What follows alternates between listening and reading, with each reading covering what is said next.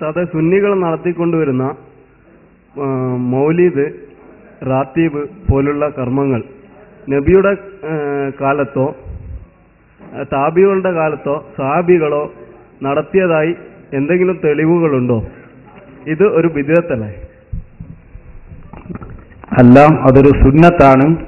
നബി സല്ലല്ലാഹു അലൈഹി വസല്ലം തങ്ങളുടെ കാലത്ത് തന്നെ ധാരാളം മൗലിദുകൾ നടത്തി എന്ന് മാത്രമല്ല, ഇപ്പോൾ ഉള്ളതിനേക്കാൾ മൗലിദ് അന്നാണ് നടന്നത് എന്നാണ് ഹദീസുകളിൽ നിന്ന് മനസ്സിലാകുന്നത്. ഇമാം ബുഖാരി തന്റെ സ്വഹീഹിൽ ഉദ്ധരിക്കുന്ന ഹദീസിൽ കാണാം, ബഹുമാനപ്പെട്ട അഷ്റഫുൽ ഖൽഖ് മുഹമ്മദുർ റസൂലുള്ളാഹി സ്വല്ലല്ലാഹു അലൈഹി വസല്ലമ തങ്ങളുടെ പ്രിയപ്പെട്ട സ്വഹാബി ഹസ്സാൻ ഇബ്നു സാബിത്ത് റളിയല്ലാഹു അൻഹു എന്ന് പറയുന്ന വലിയ ഒരു സ്വഹാബി അല്ലാഹുവിന്റെ റസൂലിന്റെ മദ്ഹ് പറയാൻ വേണ്ടി മാത്രം മദീനത്തെ പള്ളിയിൽ ഒരു സ്റ്റേജ് തന്നെ ബഹുമാനപ്പെട്ട നബി സല്ലല്ലാഹു അലൈഹി വസല്ലമ തങ്ങൾ ഒരുക്കി കൊടുത്തിരുന്നു. അപ്പൊ എന്ത് മനസ്സിലായി? റസൂലുള്ളാഹിന്റെ മൗലിദ് എന്ന് പറഞ്ഞാൽ നബി സല്ലല്ലാഹു അലൈഹി വസല്ലം തങ്ങളുടെ മദ്ഹ് പറയലാണ്. ആ മദ്ഹ് പറയൽ ബുഖാരിയിൽ തന്നെ കാണാം.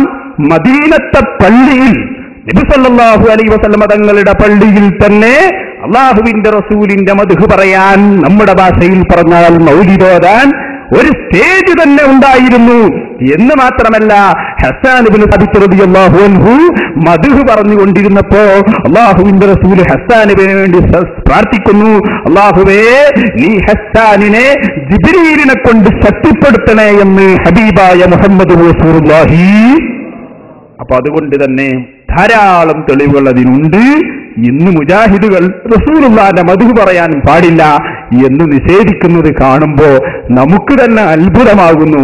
ഇപ്പൊ നിങ്ങൾക്കൊരു മൗലവിയുടെ പ്രസംഗം സ്ക്രീനിൽ കേൾക്കാം.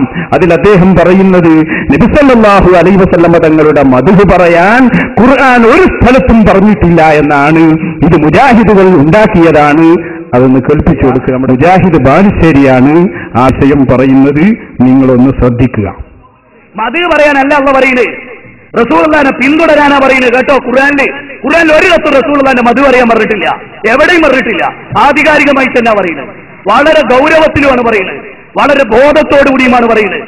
റസൂലുള്ളാഹിന്റെ മദ്ഹ് പറഞ്ഞോ നിങ്ങളൊന്നും ഖുർആനിൽ ഒരിടത്തിലില്ല. വെറുതെ പറയാം, വെറുതെ. ആ കാര്യത്തിൽ മുജാഹിദുകളെ സംബന്ധിച്ചിടത്തോളം ആ കാര്യം ചർച്ച ചെയ്യുന്ന ഏത് സദസ്സും ഒരുക്കാൻ നമുക്ക് യാതൊരു പണിയില്ല. എന്താണ് നമ്മുടെ വിശ്വാസം? നമ്മൾ വിശ്വസിക്കുന്നത് അള്ളാഹുവാണ് രോഗം മാറ്റുന്നത്, ഡോക്ടറല്ല. പക്ഷേ ഡോക്ടറുടെ മരുന്ന് കാരണം അള്ളാഹു മാറ്റുന്നു. ഡോക്ടറെ സമീപിക്കാൻ അള്ളാഹു സമ്മതം തന്നതുകൊണ്ട് ഡോക്ടർ സമീപിക്കുന്നു. മാറ്റുന്നത് അള്ളാഹുവാണ്.